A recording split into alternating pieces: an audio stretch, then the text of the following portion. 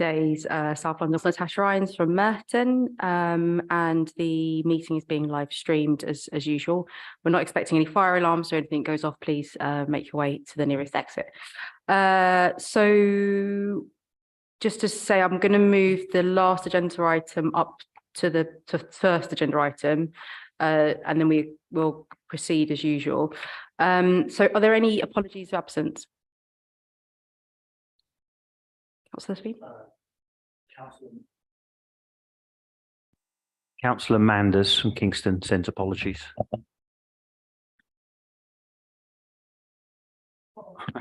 And Councillor Jason Cummings from Croydon sends apologies.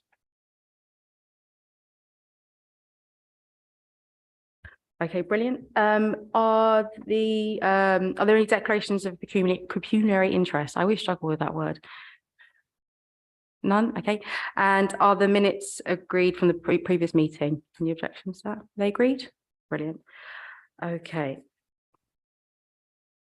So as I'd said, I was going to move the final agenda item to the first agenda tonight. So just there was a suggestion from our last meeting to have a review of the rules and procedures of these meetings, because going from borough to borough, they tend to get a bit mixed up. So, but members would like some more of an opportunity to review these and have a bit of an understanding about what the implications are. And I think it's worth us having a discussion. So it might be a good idea to defer. Does anybody wish to say anything? Councillor? Yes, our discussion with the other officers and councillors. So if it needs to be proposed, I'd like to propose that. Is there a seconder? Great. Okay, so we'll defer the last agenda item to next meeting, and we'll have a kind of discussion behind outside of this time, just to kind of think about what we want to do with the procedures of this meeting. So we'll crack on to the next agenda item, which is agenda item lost my count, 5, which is the contract performance update, and I'll hand over to Andrea to take us through that. Thank you, Chair. Thank you. Yeah, so this is the contract performance report, and it covers our 3 key service areas. We have food and green waste services, we have the household reuse and recycling centre services, and residual waste treatment services. And this performance report covers the period 1st of April 22 to the 31st of December 22. I'll start with covering a little bit of the background just to make sure everyone is aware of the contract. So we have our food and green waste contracts. There are 4 contracts in place. You can see at 1.1 of the contract, we've got a contract with Biocollectors Limited. They are an AD facility in Merton, and we direct deliver food waste to Biocollectors. We have Olico, who collect and treat food waste in their Aylesbury AD facility, and they collect that from the Kingston Villiers Road transfer station. We've got Country Style Recycling, and they collect and treat green waste at their an open windrow composting facility in Basingstoke. And then finally, we've got a contract with Suez Recycling and Recovery, so shortened to Suez, and they look after the receipt, bulking, transportation, and treatment of green and food waste. That is treated at the Chumps Farm AD facility for the food waste, and the green waste is also treated at the Basingstoke open windrow composter. You'll see Appendix B, actually, we've put in some additional information around the anaerobic digestion facility that we use in Chumps Farm. So we had a request at one of the meetings previously to have some more details. So there's some further details on that. So I'm happy to talk through that at the end of the report. In terms of performance detail, we've got no operational issues to report, though food and green, all 4 contracts are performing well. 2.5 of the report, I thought it'd be interesting to pick out some details about green and food waste volumes. We've highlighted in the report that for this period, 1st of April 22 to the 31st of December 22, we had a 16% reduction in the total green waste that we collected at the curbside and at the HRC combined, and an 11% drop in food waste collected at the curbside. Now, I've put in there some reasoning around the green waste. We always see a seasonal fluctuation year to year, and it normally fluctuates between plus or minus 9. Last year was exceptional with 16% reduction. We believe that was due to the dry weather. We had an exceptionally dry 2022. And so I just thought it'd be interesting to pick those two figures out. 2.6, you can see a little bit more detail on tonnage. The next point is point 3 of the report, and that's where we talk about the performance at the household reuse and recycling centres. 3.3, we cover the site user experience customer satisfaction surveys. We continue to undertake those. We've been doing that since the contract was first awarded, and we include a summary dashboard on our SLWP website to summarise the performance from those satisfaction services. We're consistently achieving above the 80% satisfaction levels from our residents for that service. Moving on to recycling performance at 3.4, you can see at the end of the reporting period, the combined performance at the sites was 65%. I've broken that down into a little bit more detail around the movement at 3.5. And then we've done some further analysis on the recycling performance. And you can see that at 3.6, we've picked out a couple of what we thought were interesting findings from that analysis. So you can see that all of our all of our household reuse recycling centres have seen a drop in the total tonnes brought to the site, most notably a 22% reduction at Sutton, Kimpton Park Way, and a 14% reduction at Fisher's Farm in Croydon. And then on the flip side of that, the smallest change we've seen is Factory Lane, which saw a drop of just 1%, and Garth Road, which saw a drop of 2%. The other interesting point to pick out is the drop in green waste at the HRC sites was 20%. Obviously, this is slightly higher than the overall, which covers curbside and HRC facilities. And another interesting fact that I thought I'd bring out at this point, we have seen a significant drop in generally in the amount of green waste brought into the HRC sites since 2016. So there really is a trend moving away from individuals driving to the HRC site and a move towards the curbside green waste collection. So we've really seen that trend. And at the end of that paragraph at 3.8, you can see I've just listed some percentages. So in Croydon, 69% of the green waste is now collected at the curbside. Merton, you have 78%, Kingston 78%, and Sutton, you have 88%. So really have seen a shift in resident use of the sites. If we move to 3.10, we've talked a little bit about the reuse and recycling projects that we've got in operation at the sites. We always talk about soil separation. I wanted to give you an update. In the reporting period, we've seen just over 1,500 tonnes of soil have been diverted. And then at our reuse shops, we've seen over 300 tonnes diverted through our 2 reuse shops. And we have one in the Sutton facility and a second in Fisher's Farm. 3.13 of the report, we talk about social value. We talked in the last committee about the December toy giveaway, and Veolia are now working on the summertime toy giveaway. So there are summer clubs, summer holiday camps, and we're giving them access to their free toys as well that we collect at the sites. In addition, Veolia have donated over 100 games and toys to the Rotary Food Bank, and they've invited a number of charities to the sites to collect presents and toys. We've also had some school visits undertaken at our sites, one of those being the Perseid School from Merton. If we move on to part 4 of the report now, I'll cover the residual waste treatment contract that is delivered by Viridor South London. In the reporting period, you can see at 4.2, from the 1st of April 22 to the 31st of December 22, we delivered just over 145,000 tonnes of residual waste to the Beddington ERF facility. This is 12,197 tonnes, or 8% less than the same quarter 3 period last year. So that's a saving of over 1.4 million. The saving, obviously, you'll see in your waste treatment budgets, the spend in those budgets. Really positive downward trend in the amount of residual waste that we are producing as a partnership.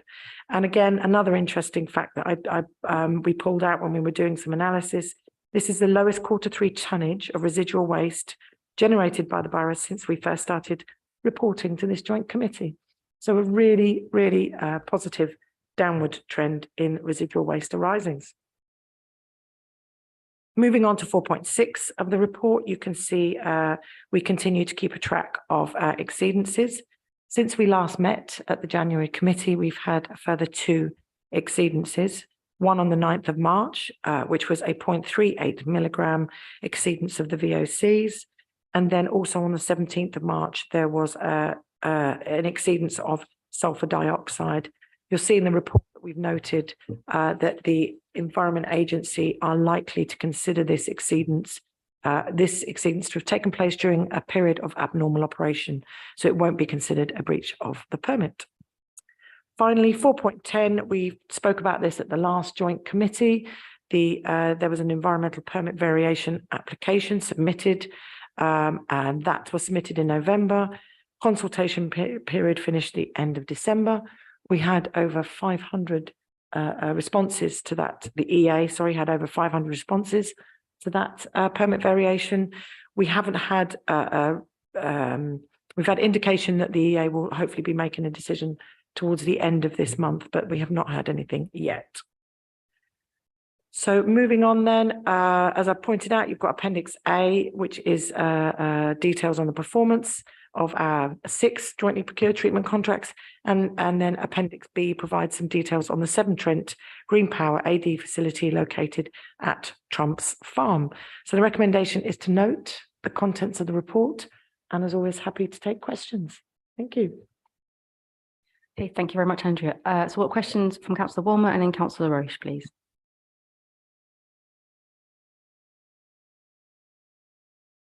The microphone's on, is it?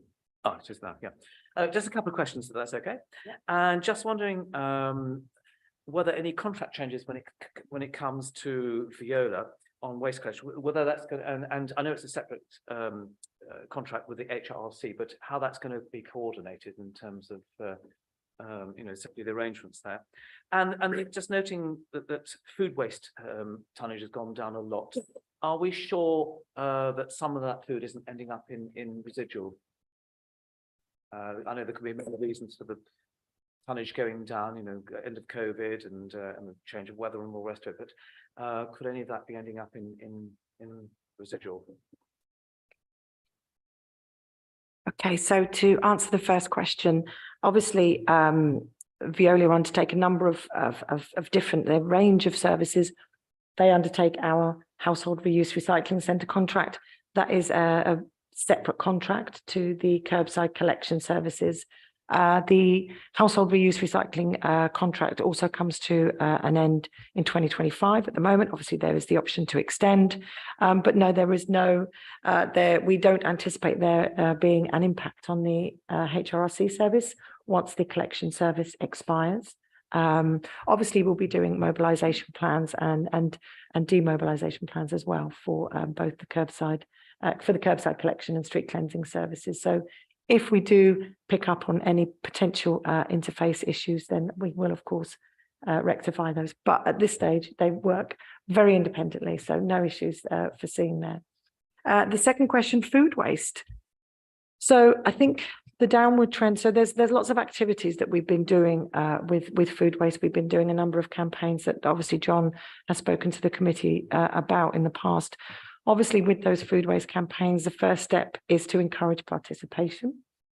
And then the second step is to highlight the amount of food waste that we are producing, and then to encourage people to reduce the amount of food waste they produce. Obviously, in the waste hierarchy, yes, we want to recycle more, but to actually avoid the generation of food waste is the optimum. That is the goal. So we've undertaken, has any of this waste reduction in the food waste tons gone into the residual waste? It is difficult to say without absolute certainty that isn't the case, but we have undertaken waste composition analysis, and the feedback that we've received from our consultants who undertook that for us is that our food waste in the residual waste was actually quite low in comparison to other surveys that they had done. So I'd like to think the reduction in food waste is not only a result of the communications campaigns, waste reduction, waste awareness, and also there'll be an element of the cost of living crisis as well. So yeah, I would be confident to say that those were probably stronger factors. Did you want to add anything to that, John, at all? At this stage? Not really. No? So Okay. that's good. Thanks. Councillor Roche?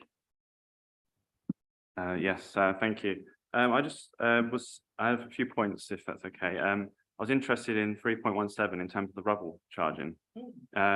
It says that there's no evidence of a rise. Was there any evidence of a decrease of fly tipping of that sort of waste? Because this is one of the problems we have in Croydon.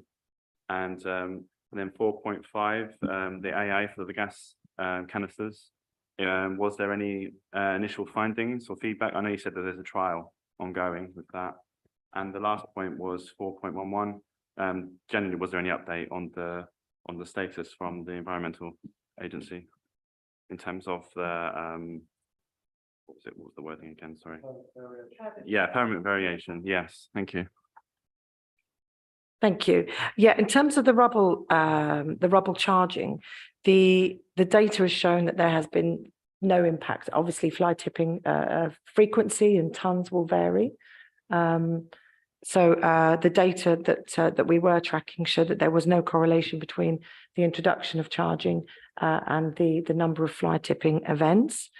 In terms of the AI, so the artificial intelligence, so you're referring to the so just to give a bit more background. So in response to a number of the nitrous oxide issue that we had, Viridor were exploring a number of different ways of trying to detect, intercept, and prevent the NOx bottles entering into the treatment process. The artificial intelligence trial, Viridor went to see a reference plant in Europe, and they've started the trial in Beddington. And basically the equipment will detect the material as it passes out of the vehicle and as it travels into the bunker. Now, it's very early days at the moment, but its role is to detect it as it comes out of the RCV and as it goes into the bunker. The next challenge will be for them to decide, once detected, how to isolate that material to prevent it going through the ERF. But it's really early days. We will, of course, come back. It's commenced, it started, the trial has started. Well, I mean, if it's successful, then I would hope that it's something that they roll out as a permanent fitting, because I think it expands beyond just the NOx bottles, which is the driver for installing it. I think it will prove to be beneficial in other ways in detecting other materials. And the final question was around the EA permit. We haven't had we've had indications from the Environment Agency that we will hear the outcome of that first round of consultation before the end of April. That is their current timeline, but obviously that could be subject to change. They had in excess of 500 before the end of April. Yeah. So I just saw you looking at your watch then. There were over 500 responses, and so I think that's probably the reason for the slight delay with the outcome being delivered. Okay, thank you. Councillor Woolman, did you want to follow up? Just two things very quickly. Just wondering why the tonnage has dropped so much at Kimpton and Fishers. And the second thing is, last meeting, the chair suggested that there would be a look at any conceivable connection between the ERF and reduced recycling rates.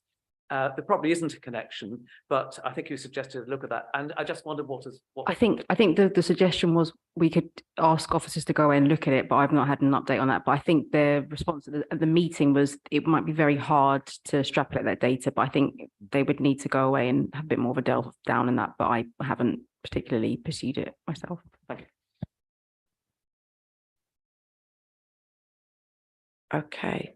In terms of waste reduction at the household reuse recycling centres, I think your reduction at Kimpton Parkway in Sutton, there is some correlation between the introduction of some policy changes around trade and around rubble charging. I think that has shown a clear reduction in rubble waste, in soil tons.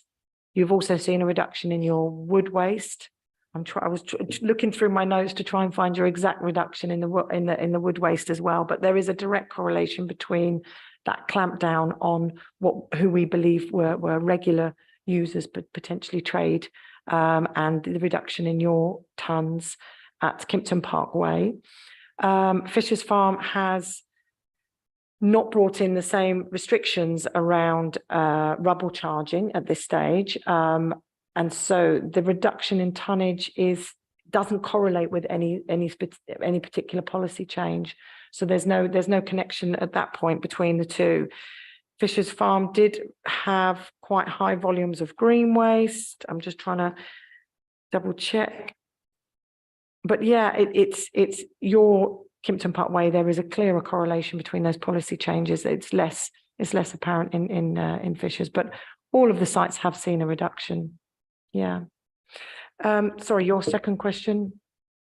It was just about the data. Was there any data to suggest recycling rates had gone down once we had the ERF? So if you look at Appendix A in the report, you can see the ERF came online in 2019.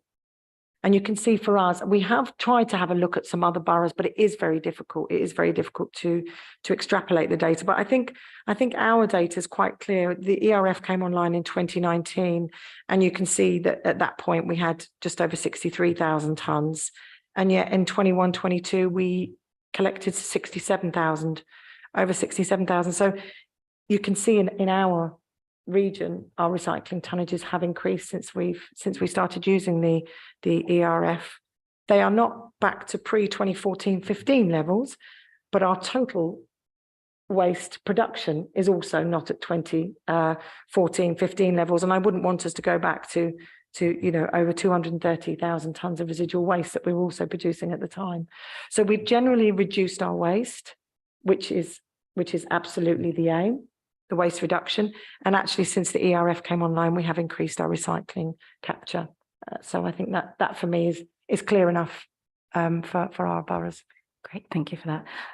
So if there's no other questions, I'll round up and move on. And just to say on the issue of canisters, I think we had a round table today with various stakeholders around what we can be doing to try and take these things out of the waste stream. And I think really became rave thinking that the broader legislation around banning nitrous oxide, but also how we can turn this into a consumer issue, not just a kind of antisocial behaviour issue, could be really helpful to helping us all really deal with this problem. Okay, so if there's no other questions, we'll move on to the next item, and members have noted the contents of the report and discussed it. So item number 6 is the budget update, and I'll go over to Francesco. Sorry, that's going to be myself today. Yourself, Andrea. Yeah, we'll go through our financial position, please. Thank you, Chair. So yeah, this is the budget update at month 11 for the South London Waste Partnership. I'll start with the summary. At month 11, the forecast outturn is an underspend of just under £12,000 against the total 22-23 budget. So we don't anticipate there being great change before the final year is closed. So that's an underspend per borough of just under £3,000.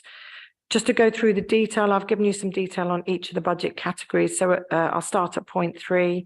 In terms of the core budget, so just as a reminder, the core budget covers staff salaries, ad hoc advisor support, contract issues and or variations, and document management functions.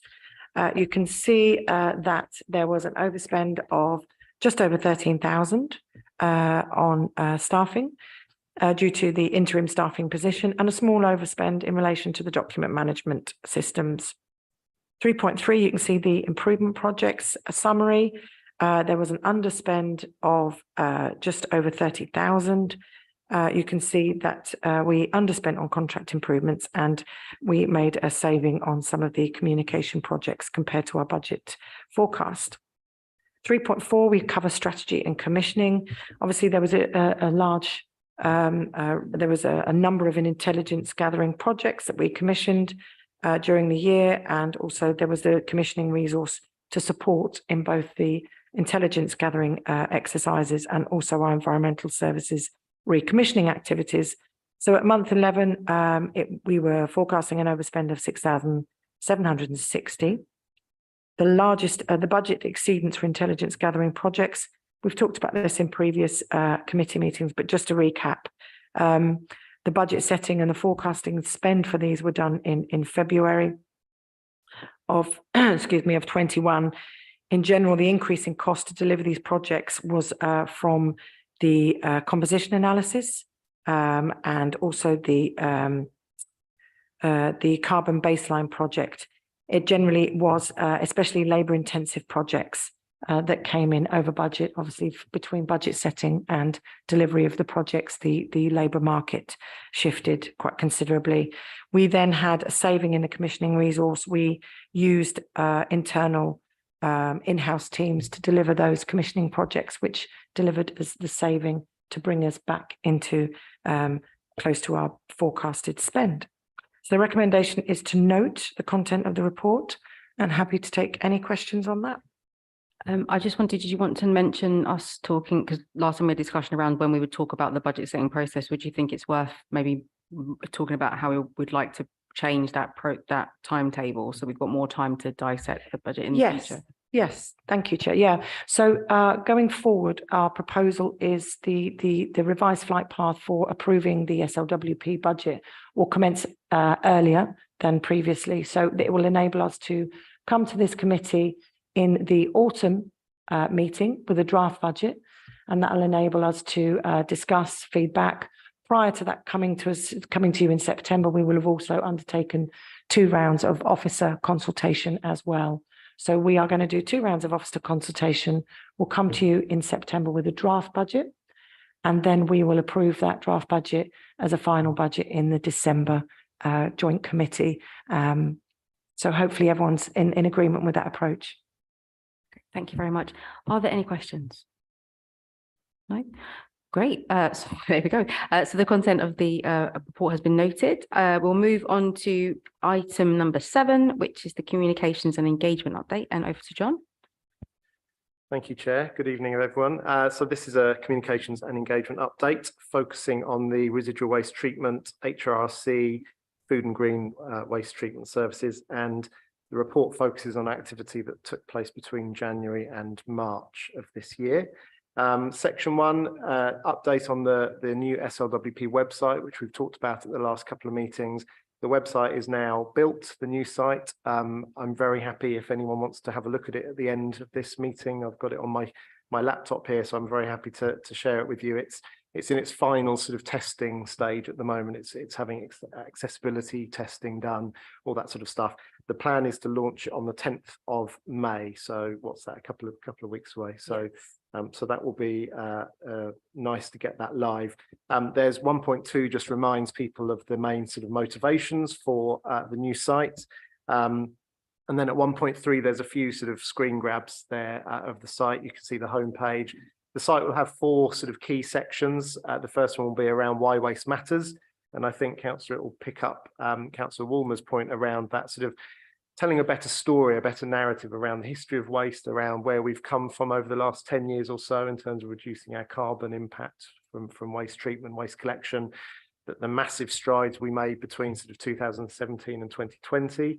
And that point Andrew was making around the ERF coming online, but also recycling rates increasing, which sort of answers, I think, that point.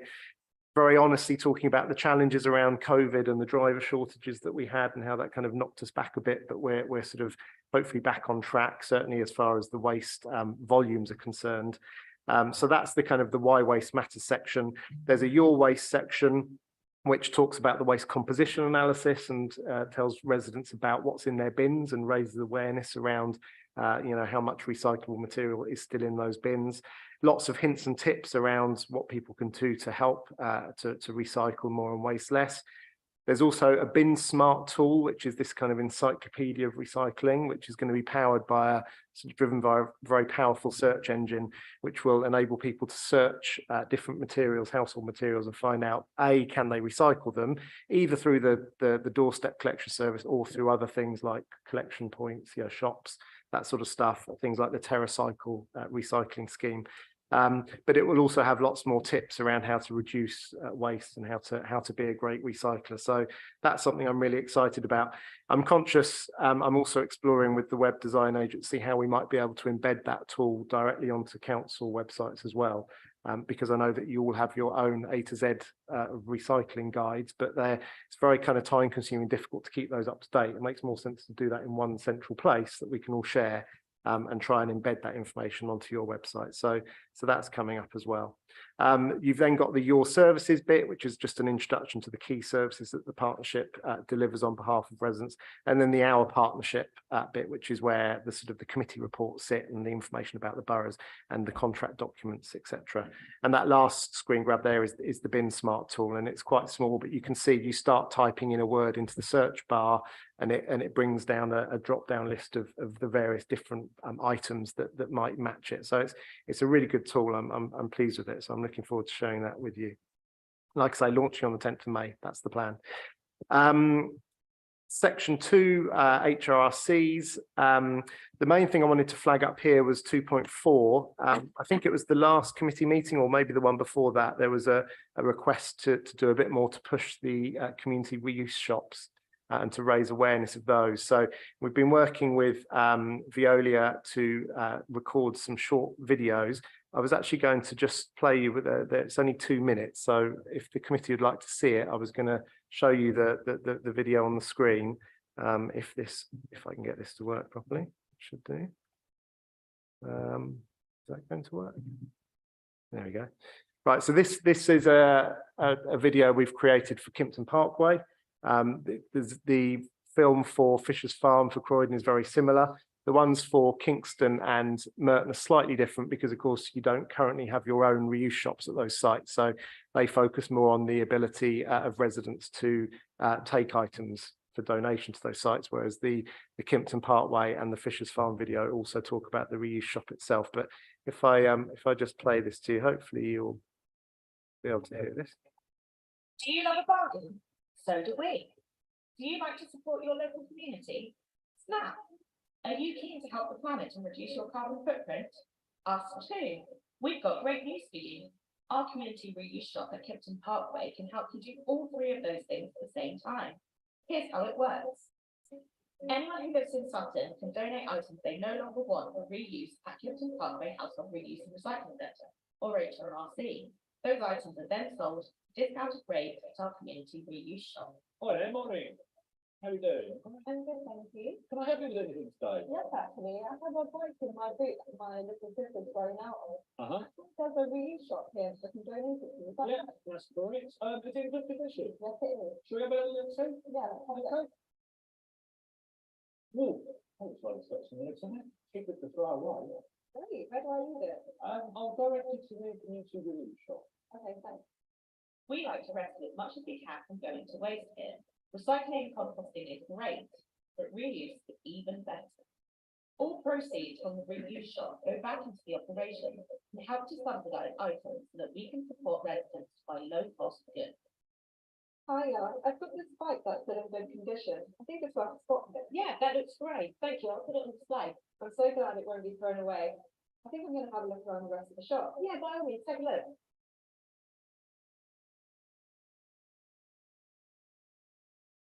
This mirror will look great in my living room, and I think I'll take one of these puzzles as a gift for my sister as well. That's great. Let's take it to the till.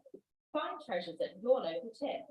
Visit the community reuse shop at Kimpton Parkway, HRRC in Sutton, and pick up a bargain that will make you smile, because you know that you've done something good for the planet. Check the Sutton Council website for location details and opening hours. Give pre-loved items a chance to shine again. Choosing to reuse.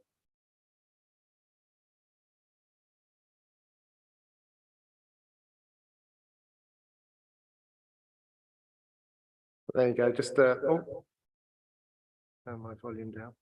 Hope you could hear that okay. So just a short film that we've created. So that's you know, it's not going to win any Oscars, but hopefully it was created on a budget. You'll be pleased to know. So, but I think it does a good job of explaining the purpose of the shop and how it works. And like I say, we've created a slightly different version of the film for each of the 4 boroughs. So that'll be going out to your comms teams in the next day or so, and we'll be using that as a sort of, you know, on social media, on the websites to raise awareness of the shop. So then moving on, section 3 of the report onto the Beddington ERF. The 3.3, the permit variation application, I think we've already covered that in Andrew's update, so I won't say any more on that, but we are sort of expecting to hear from the EA sort of fairly soon. 3.7 talks about the gas bottle awareness campaign. Again, we've mentioned that already, but January there was phase 2 of Viridor's Leave It Out campaign, which included some adverts across the tram network, and there's a photograph on the next page of what they looked like. And also in March, Viridor welcomed Sky News to the Beddington site so that they could do some filming in relation to a special report that they were doing on the sort of the recreational use of nitrous oxide gas. And there's a screenshot from that report. And then, of course, on the 27th of March, the government actually made this announcement. They were planning to make the possession of nitrous oxide a criminal offence, which is very interesting. I like to think that our campaigns played a small part in that. And certainly when Sky News did a big piece on that, they used footage from their visit to the Beddington site. So it was good to sort of be part of that in terms of the news cycle. As the chair has mentioned, Councillor Eyes has mentioned, we actually went to the Westminster Roundtable event this afternoon. And that was hosted by Elliot Colburn, who's the MP for Sutton. And I think that was a really good event, actually. We had people from Resolve there, which is the substance misuse charity. We had people from the British Compressed Gas Association there who were talking about the issue as well. And yeah, I think it was an interesting discussion, and there's some good points to take forward in terms of how things might actually work. We know that a ban's not going to probably solve the problem overnight, so we need to come up with some creative other ways of tackling the issue. 3.2 updates you on some site visits. We've had some groups visiting the ERF. Beddington Community Liaison Group was held at the site recently. There's been some school visits. Kingston Academy School, Sustainable Merton went around the site, and the Chartered Institute of Waste Management. So a nice mix of schools, community groups and industry groups. I'm also pleased to say at 3.13, we do now have some open days in the diary for the ERF. These are really important because it's always been very possible, and still is, for organised groups to book tours of the facility. But if you're an individual resident who's just interested and wants to look around, then that's been a bit more difficult. So we've now got these dates are kind of aimed at those people, individuals who want to go around, and we'll sort of get a group of 10 or 15 and then put on a tour. I've also arranged tours of the Veolia MRF, the recycling facility in Southwark as well, and there we've got 4 dates in June, September, December and March for that as well. So what I've actually created on the new website is a visit our facility section where all of this is laid out, and people can express an interest in going on some of these tours. I think that's really important to build that trust in the recycling system and to know that we're doing the right thing with people's recycling and waste. So I'm very pleased about that. The Community Benefit Fund, Viridor announced back in February that they've now distributed almost £500,000 of funding to local groups since that was launched. So that was a nice announcement, and I've just included some information on some recent beneficiaries, and also just as always at 3.16, just encouraging any local groups to get involved, to put their applications in. Lots of information on the web page there about eligibility and how to apply for some of those grants. And then moving on to section 4, I always say this, although the Veolia collection contract isn't strictly in the remit of the committee, I do like to give you a bit of an update on what we're doing from a comms and engagement perspective, because I think it all links back to the other things we talk about. So at 4.2, the garden waste collection service promotion, we've actually sent out all of the direct mail letters for the 2023 campaign. And they went out a couple of weeks ago. So we've used 20,000 letters went out. They were targeted at properties using LOAC demographic data, using lapsed subscribers databases, and also information on where roads that have already got high subscription rates. So a very targeted campaign. So we're hopeful that will deliver some good results. And there's some images of the sort of the letters that went out to people in that. We're also doing the digital campaign as we have done in the past. We're going to be A/B testing over the next couple of weeks with some new organic content. We've created another short film, which is more sort of, it's got a more organic feel to it. So when you're scrolling through your sort of Instagram or Facebook feed, it doesn't jump out as an advert. We're being very open and honest. We're not going to break any rules about pretending it's not an advert, but we're keen to see if that will work better than these more kind of typical adverts. So that campaign went live today, and like I say, we'll be testing it over the next 2 weeks, putting all those different types of adverts out there and seeing which ones are working the best. And then for the final 4 weeks of the campaign, we'll obviously focus our attentions on the adverts that are working best. The other good news is that we've managed to get on 2 of the 4 boroughs, we've managed to install these trackers, which use people's cookies information so that we can be absolutely certain when we get a sign up to the Garden Waste service, whether that person came via one of our digital ads. So that will give us for the first time some really good feedback on the return on investment that we're getting on our digital spend, because we've always been able to calculate that very accurately from the direct mail that we do, because we keep an eye on the addresses we sent the letters to and see how many of them sign up. But it's always been much more difficult with the digital campaign to be certain about that. But these trackers will enable us to do that, which I think is really good news. 4.3, update on the food waste recycling participation campaign. So I think last time we met, the participation monitoring had just finished. We targeted 50,000 households as part of this campaign back in the autumn last year. And that monitoring has revealed that we think that we achieved a 10% increase in participation in those target rounds. So we had some control rounds where we didn't do the campaign, and we monitored participation there, and we measured that against some of the rounds where we did do the campaigns, and we've seen that significant increase in participation. So I think that's really encouraging.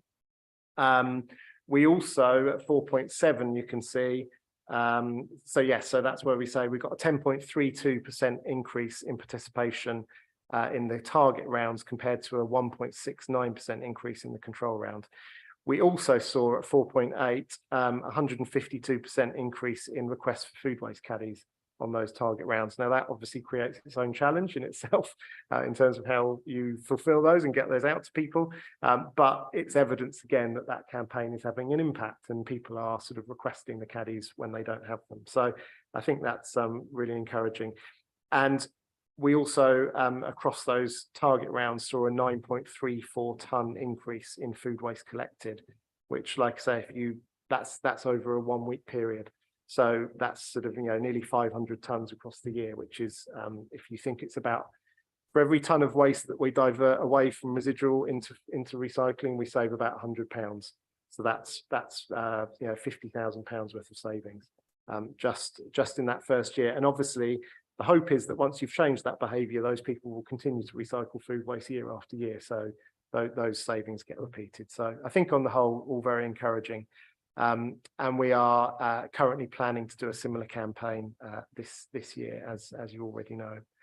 And then I think finally, at 4.14, we've been working very hard with Veolia over the last few months, and with the boroughs, particularly the communications leads in each of your boroughs, to develop the Year 7 communications plan for the Veolia contract.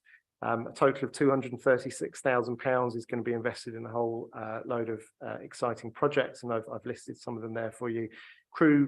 Collection crew comms, that's the contamination excess waste process.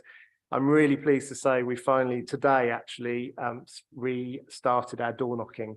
So we did Croydon today, it's going to be Sutton tomorrow, and then we've got Merton and Kingston next week. And this is going to visit properties that repeatedly are getting locked out for contamination or excess waste. Actually knocking on those doors, not being sort of, being supportive and taking a supportive approach and trying to find out what the issues are, what's the barrier, Have they got the containers they need? Is there a language barrier that we can help with? That sort of stuff. So I'm really pleased to get that back up and running again. Street Scene project targeting hotspots in each borough, the food waste participation campaign that I've already mentioned, lots of work on flats, in particular working with managing agents. We've got the garden waste collection service renewals, the annual newsletter that we do and the collection calendars. We've got lots of plans for school engagement and community events over the next year, and then obviously the sort of general PR and media support. So lots going on. And then at 4.16, I've just listed some of the kind of more borough specific projects that we've worked on over the last few months in each of the boroughs, just so that you're aware of what's going on. I think that's it from me, Chair. Thank you. Thank you very much, John. Question from Councillor Roche. Sorry, I haven't picked on. I can't. It's not facing me. I can't see it. And there you go. If I could read through paper, then that'd be great. Councillor Jenner and then Councillor Ormer. Thank you. So in terms of the website, I've had a look. It looks good. The only suggestion I would say is that in terms of the campaigns, one of the tabs, it should say things like food waste campaign and reuse, because at the moment it just says Plastic Planet, and then it has who are we, what we do, why we do it. But in terms of campaigns itself, I had to search to find the food waste stuff. I think that's the old one. Oh, really? Yes. If you come and see now. Okay, so it's not on the, because I literally did a Google search and it came up. Yeah, so sorry, to be clear, sorry. So the new site isn't live yet. Oh, okay. I can see it on here. It's still in a development phase. So so let me show you after the meeting. It's still going through its final accessibility testing, etc. So I think if you like the old site, you'll love the new one, I think. So, yeah. Okay, well, in terms of the points I made in it, probably I'll be Yeah, interested absolutely. to see those on the website, on your version of the website. In terms of the people that go onto the website, could we see the data? You said that you're going to be, it's about the cookies, so track where they are and who they are. It will be interesting for us to see, you know, who is going onto that website. And I've raised this before, but in terms of future food waste, if we could consider QR codes on the stickers, because I think that would be a good way of taking people to the website, even if it's borough, but you know, like Croydon QR code, Sutton QR code, etc., etc. And in terms of the food waste campaign that has already happened, 10.32% increase is obviously impressive. Do we follow up and check that the people aren't falling off again? You know, once they've taken the food caddies, they're saying they want to do it, and then they fall off the system again. Do we have a follow-up within our campaigns? Thank you for those. Yeah, so in terms of the food waste campaign first, so there were 3 phases of monitoring. The first one was the baseline before the campaign was delivered. The second phase was 3 weeks after the interventions were delivered. So people got a free roll of 12 liners. The idea is thinking, you know, if you're sort of maybe a couple of liners a week, if you're sort of, you know, still sort of, you know, in that area, I guess. So the idea was that around halfway through that supply, let's see how many people are doing it. And then there was a third phase of monitoring 6 weeks after. So the idea is that that's the point where those liners may well have run out. People might have to be starting to buy their own liners. So it was at that 6 weeks after the interventions that were delivered that 10% increase was measured. So we know that they're sticking with it for that long. How long? I mean, we could go back and look. It's very resource intensive, as you can imagine. You literally have to walk around noting down who's put their food waste containers out. But yeah, we know that that's after 6 weeks that's delivered. Prior to the 6 weeks, was it higher than that and it came down, or was that do we know roughly? No, so I can share the detailed report with you that shows all the data. So you've got baseline 3 weeks, 6 weeks, so it does increase, thankfully, yeah. Yeah. Yeah, just one point. The Sky News article, I mean, I didn't see that news package, but have you thought about repurposing it? Yeah, because it's quite good for credibility to come from a credible news source. Yeah, absolutely. It's again, I think on the new website, we're going to have so much more opportunity to add this type of content and to build the story around that. So I think I'm interested to see where this gas bottle thing sort of leads us. And I think if it feels at the moment like we're quite at the front of this and kind of leading on this. So I think you're right. I think if we can deliver something that actually makes some good change, then we should certainly be shouting about it. So yeah, I'll take that on board. It's a good point. Thank you.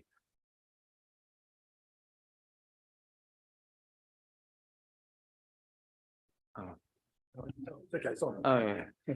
Yeah, so just going on a slight tangent from the report, but I'm just aware that the one group of people who don't recycle very much, which is a huge surprise to me, is young people. And I just wondered, some thought has gone into how to target young people. Yes, that 16 to sort of 34-year-old age group is a challenge, which initially it surprised me because you think they're the ones that are really environmentally aware and all the rest of it. But you know, consistently over the last 6-7 years, you see in every study that's done, they're the ones that actually have the lowest commitment to recycle. And I think it comes down to their lifestyle. I think they're busy. They often live in sort of houses of multiple occupations, so they're sort of flat sharing, etc. And you don't have that kind of ownership over the bin, I suppose. So I think there are lots of factors at play. I saw a really interesting study that they know that they're doing the wrong thing. They need to do better, but it's always kind of tomorrow. It's like, so we have done lots, and I think a lot of our campaigns are kind of aimed, you know, with that age group in mind. And I think it's something we always bear in mind in terms of trying to encourage that. Yeah. Okay, any more questions? No? Okay. Well, I think that brings, we haven't got any more agenda items. I think that brings the meeting to a close. Our next meeting will be in Croydon. We'll be moving, this will be my last time in the chair. Thank you all so much for your support and participation throughout this time. It's been a lot of fun chairing, but I'll be happy to hand over to